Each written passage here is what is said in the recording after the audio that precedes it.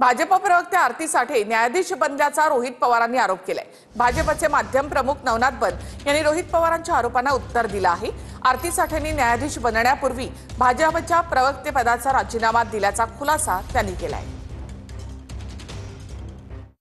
सार्वजनिक व्यासपीठावरून सत्ताधारी पक्षाची बाजू मांडणाऱ्या व्यक्तीची न्यायाधीश म्हणून नेमणूक होणं म्हणजे लोकशाहीवर केलेला सर्वात मोठा आघात आहे। याचा भारतीय न्यायव्यवस्थेच्या निष्पक्षतेवर दूरगामी परिणाम होईल। केवळ न्यायाधीश होण्याची पात्रता आहे म्हणून थेट राजकीय व्यक्तींना न्यायाधीश म्हणून नेमणं म्हणजे न्यायपालिकेला राजकीय आखाडा बनवण्याचा प्रकार नाही का? सत्तेवर कुणाचा अंकुश निर्माण होऊन सत्तेचं केंद्रीकरण होऊ नये, तसंच चेक अँड बॅलन्स राहावा यासाठी संविधानात सेपरेशन ऑफ पॉवरचं तत्व अवलंबलं आहे।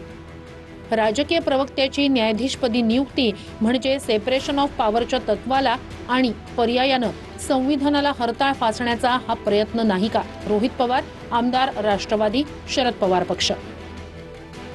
खरं तर आरती साठे यांनी 6 जानेवारी 2024 ला भारतीय जनता पार्टीच्या प्रवक्तेपदाचा राजीनामा दिला, प्राथमिक सदस्य पदाचा देखील राजीनामा दिला।